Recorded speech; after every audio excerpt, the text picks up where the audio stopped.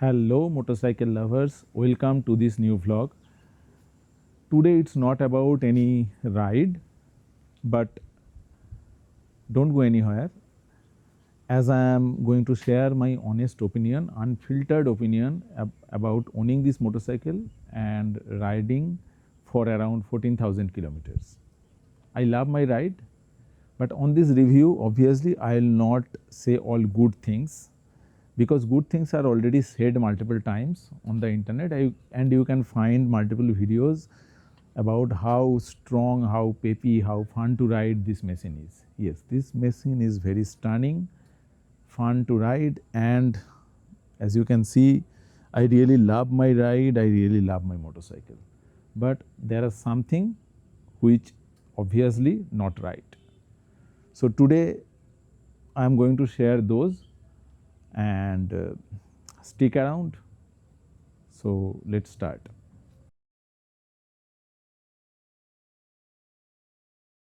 So first point, as I mentioned, is the wind blast. So as you can see, this motorcycle sitting position is quite high. So when you are sitting here, let me sit and I can explain you better. So when I am seated here, as I am 5 feet and 7 inches, so you can see I am tiptoeing. So I cannot flat foot, but on the both side I can tiptoe properly, so I can balance it out. But the situation is that this handle is quite low. Even although I am using a handle riser, offset handle riser, which makes things better, but handle is quite low and the sitting position is quite high. So due to that, whatever windshield you install, that's not going to be enough. Wind will always hit you hard on while you are riding on the highway, and the company stock one I tried, but that is just for aesthetically, that was really nice but good for nothing. Then I installed this Carbon Racing windshield. I'll share the link. This is not paid video or anything. As you can see, my channel is very small, but I am sharing my own opinion. This is Carbon Racing windshield. It is little bit better. Okay, it looks I mean, based on your opinion, to myself, the aesthetically the company provided stock one is much better, but this one is not bad, and it does better job than the other one, the stock one, but obviously not enough. As you can see, here is the windshield, and when wind comes, it will hit here, obviously, because wind will flow like this. It will hard here and flow like hit here and flow like this, and it will obviously hit hard on your helmet whenever you are driving on the highway. So that's one problem, and let's move to the next.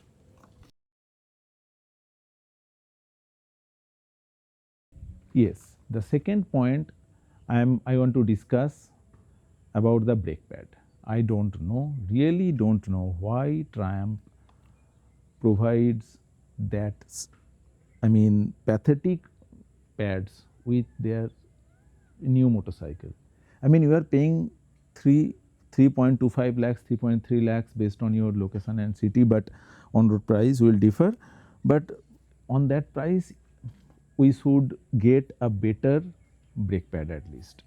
So obviously you can change it to the sintered brake pad, but that only you can do while doing the first service. So till that time you have to suffer. But when most of the people are replacing the default brake pad with the sintered one, and company is noticing this thing, so why they are not providing the sintered one, adding maybe 2-3,000 more to the bike's price? I mean, that should be enough, people would be okay, because this is really silly, because that brake pad, when I drove to the Spiti, I took my new bike, and due to that pathetic brake pad, I could not complete my ride. If you did not watch my video of the Spiti ride, I had to leave my motorcycle at Nako. Then I continued on a rented Maruti 800. So anyway, So, I took my new motorcycle and that new brake pad was completely dead till I reached Nako. So it was around how much I'm not very sure, max to max 2.5 to 3,000 kilometers. So within 3,000 kilometers, your new brake pad are dead. So that is pathetic. So I expect Triumph should provide a better brake pad.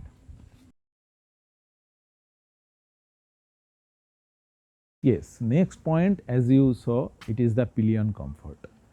I am really not happy with the pillion comfort. This bike is really a great choice for solo riders, but if you have someone, some pillion who likes to ride with you, and then you have to think before buying this, or maybe I will ask you to rent a motorcycle somewhere and ride with your pillion before you are very sure, because I was riding as a pillion for like 200 250 kilometers. Every 100 kilometer, I mean with not even 100, if every 50 to 70 kilometers I had a complaint with my back, my thigh and my calf muscle was paining. I mean it was just not bearable. So as you let me explain why it is happening. I mean this is a very compact motorcycle. So whenever you are sitting here, your position will be like this, and your, as you can see, your leg position will be like this, and your muscles will be very painful. Okay, you will feel lot of pain due to this. And another thing, the, let me calm down. So the rear monoshock is very bouncy, very spongy. That is very helpful for solo rider, but not for pillion, because a small pothole or a small speed breaker will throw the pillion out of the seat around 10 inches. Okay, and another problem is that you will feel a lot of feedback on your spine, so that is not very pleasant, all I can say. So this motorcycle is very good for a solo rider, not with pillion. If pillion is riding for around 20-30 within 50 kilometers, then it's fine. But if you are planning to ride this bike with pillion for hundreds of kilometers, then this is not a good choice. See for yourself first.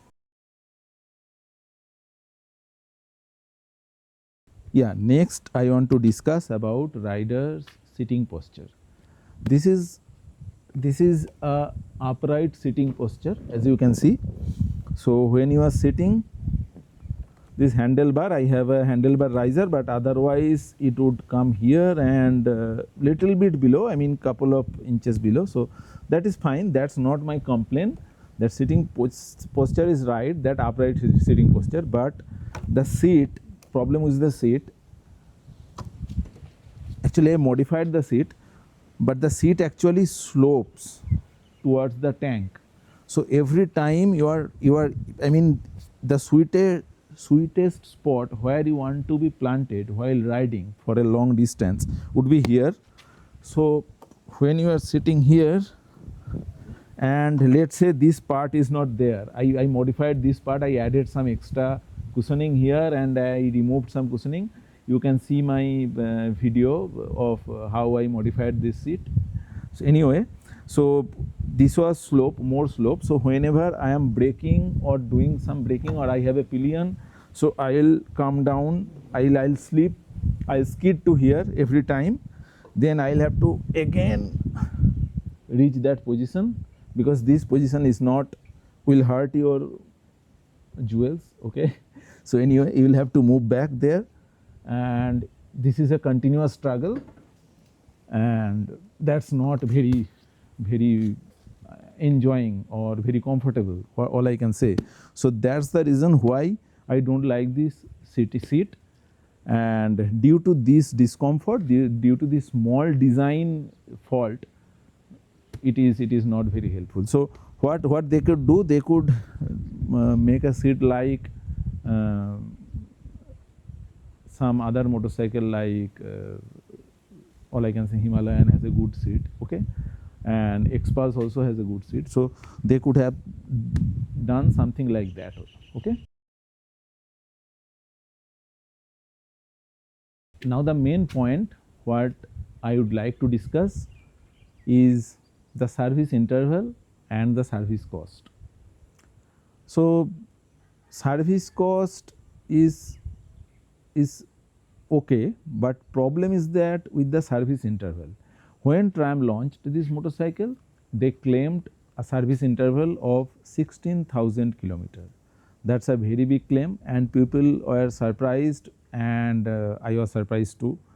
And but to be honest, I never expected it to be 16,000 kilometers. I expected it to be around somewhere around 10,000 kilometers, like I mean even cars, diesel car, my Bolero has a 10,000 kilometer service interval.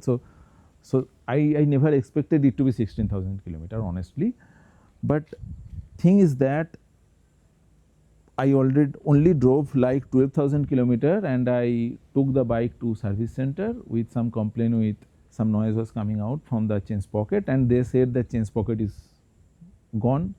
Actually problem is that chain was gone, chain sprocket was fine, but they don't have any option of changing only chain. They will change the entire setup, so that will cost you around 4,500 rupees. So and when I asked them, they said you have to clean and lube your chain every 300 kilometer, okay, and otherwise it will not last more than 12,000, or if you maintain it properly, it will last around 14,000. So 14,000 is their life of their chain sprocket, but they are claiming a 16,000 kilometer of service interval. That is a conflicting statement, and it came out from their service engineer's mouth. Okay, so that is a big problem. And if you calculate the entire thing, so they are claiming, they are suggesting to clean the chain and lube it every 300 kilometers. So first problem is when you are driving like 600-700 kilometer a day, mostly people buy this kind of motorcycle to do touring or long ride. Okay, so 600-700 kilometers a day is a normal. So how they can expect a rider to clean in 300 kilometer? I mean, when you don't have any center stand, it will take you like 1 hour, around 1 hour to clean the chain and lube it. Okay, so you have to carry everything first of all. Okay, even if you carry, it will take some time, because when you are driving a 600-700 kilometer a day, then mostly what we do, we even skip, sometimes we even skip our lunch or breakfast. We try to minimize our stops, but that is a problem. You cannot expect a rider to clean every 300 kilometers. Okay, that's a big problem. Second, a set of Motul cleaner and lubricant 400 ml will come for around 930 rupees, and other brand may be 50-100 rupees. I mean it will be between somewhere in between 800 to 930 rupees. Okay, I saw on Amazon today. So anyway, it is, I will consider Motul because this is a premium bike for me, and I'll take it at 930 rupees. Okay, so every 300 kilometer, if you are spending 930 rupees, one set will last only for 6 times. So it is 300 into 6, 1800 kilometers. So for every 1800 kilometers, if you are spending 930 rupees, that will be 0.52 rupees every kilometer. So if your chain is lasting for 14,000, chain sprocket is lasting for life is 14,000 kilometer, as they said to me. So you will be spending 7,000, more than 7,000 rupees only to maintain that chain, and then 4,500 rupees to replace that entire sprocket and with a new sprocket. So it will be around 12,000 rupees every 14,000 kilometer. You will have to spend 12,000 rupees only to maintain the chain properly, chain sprocket and chain entire thing. So this is not acceptable from my point, because you have to give option to change the chain separately or the sprocket separately, and you have to come up with option where the chain sprocket will last longer, because I spent a lot of money to maintain the chain sprocket, but still I am into this situation. I had to change the entire setup. So this is not cool from Triumph. Anyway, so this is all I had to say today, and hope you people find it useful. I am not saying this is a bad bike. I love my motorcycle. I really love it, but I want it to become better. So that's why I am saying all this thing, all this information. I am sharing all this information with you, and you people also, if you are planning to buy any Triumph 400cc segment motorcycle, first thing about how much it will cost to maintain. You should know a clear idea, because buying a motorcycle is one thing, and it is fuel also is, I mean, it burns a lot of fuel. So you can expect around 25 mileage. So on top of that, and also another thing I forgot about it. They said that you have to change your engine oil every 5,000 kilometer to have a good feel and performance. So I don't know how they claimed 16,000 kilometer. That is totally a marketing gimmick. Nothing more than that for me. Okay, that's all from me today. See you in the next video. Bye.